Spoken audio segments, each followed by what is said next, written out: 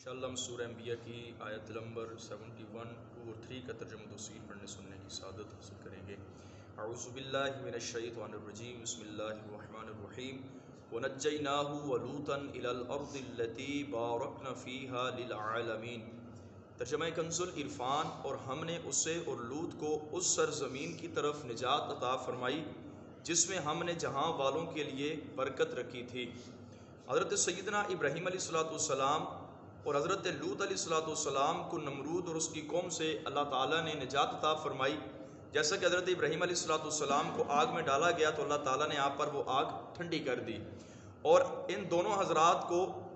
عراق سے اور سرزمین کی طرف روانہ کیا جس میں ہم نے فرمایا دونوں جہاں کے لیے، جس میں ہم نے جہاں والوں کے لیے برکت رکھی تھی۔ حضرت لوط علیہ السلام حضرت ابراہیم علیہ السلام کے بھتیجے تھے، اور حضرت لوط کے والد کا نام ہاران ہے، اور یہ حضرت ابراہیم علیہ السلام کا جو ہے وہ بھائی تھا۔ جب یہ دونوں حضرات ملک شام پہنچے تو حضرت ابراہیم علیہ السلام فلسطین کے مقام پر ٹھہرے، اور حضرت لوط علیہ السلام نے متفقہ میں قیام فرمایا، اور ان دونوں مقامات میں ایک دن کی مسافت کا فاصلہ تھا، تو یہ دونوں انبیاء کرام اپنے اپنے مقامات پر ٹھہر گئے۔ فرمایا کہ برکت والی زمین سے مراد شام کی زمین ہے۔ اس کی برکت اس لیے اس کو فرمایا گیا کہ یہاں سے پر کثرت سے انبیاء کرام علیہ السلام ہوئے، اور تمام جہاں میں ان کی دینی برکات پہنچی،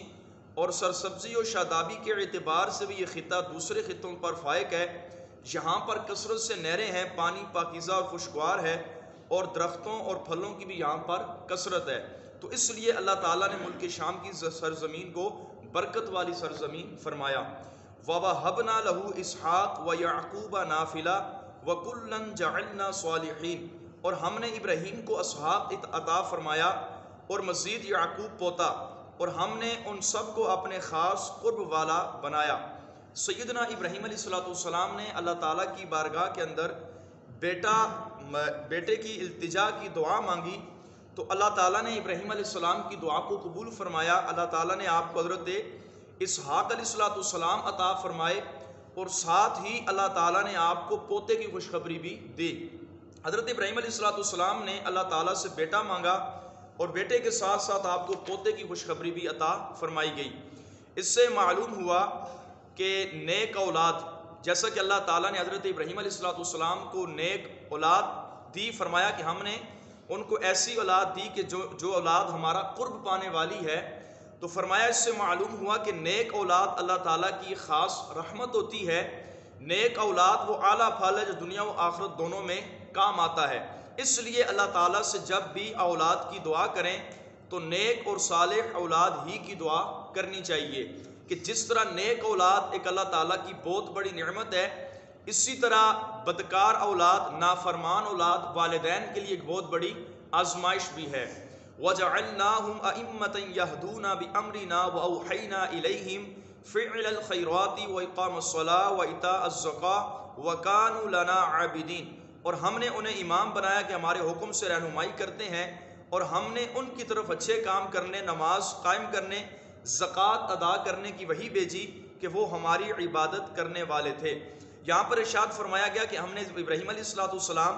اور اللہ تبارک و تعالیٰ نے جو ان کو حضرت اسحاق، حضرت یعقوب علیہ السلام نبی کی صورت میں عطا فرمائے، تو فرمایا ان آباب کو ہم نے امام بنایا اس لیے کہ لوگ ان کی پیروی کرتے ہیں۔ یہ زمین پر اللہ تعالیٰ کے بندوں کو نیکی کا حکم دیتے، برائی سے منع کرتے، نماز قائم کرنے، زکوٰۃ ادا کرنے کا حکم دیتے تھے، تو اس لیے فرمایا کہ ہم نے زمین کے اندر ان کو اپنا امام بنایا۔ اور یہاں پر یہ بات بھی یاد رکھیں کہ انبیاء کرام علیہ السلام کو امت پر ایک امتیاز یہ حاصل ہوتا ہے کہ انبیاء کرام علیہ السلام پر زکوٰۃ فرض نہیں تھی۔ اس لیے علامہ طحاوی فرماتے ہیں انبیاء کرام پر زکوٰۃ واجب نہیں تھی، کیونکہ ان سب کا سب کچھ اللہ تعالیٰ کی ملک ہے، جو کچھ ان کے قبضے میں ہے وہ امانت ہے، یہ اسے خرچ کرنے کے مقامات پر خرچ کرتے ہیں اور غیر محل میں خرچ کرنے سے رکتے ہیں۔ اس لیے کہ زکوٰۃ جو ہے اس کے لیے پاکی ہے، جو گناہوں کی گندگی سے پاک ہونا چاہے، جبکہ انبیاء کرام علیہ السلام گناہوں سے معصوم ہیں اور گناہوں کی گندگی سے پاک ہیں۔ اور اسی طرح علامہ عابد شامی علیہ رحمت فرماتے ہیں در مختار میں اس عبارت پر اجماع ہے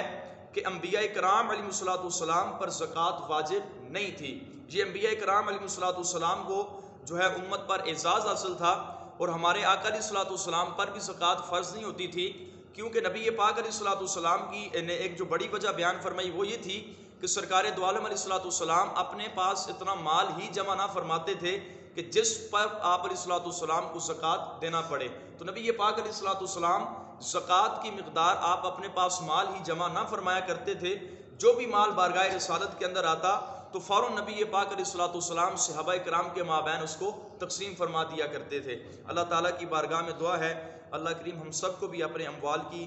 زکوٰۃ دینے کی توفیق عطا فرمائے، آمین بجاہ النبی الکریم صلی اللہ تعالیٰ علیہ وسلم۔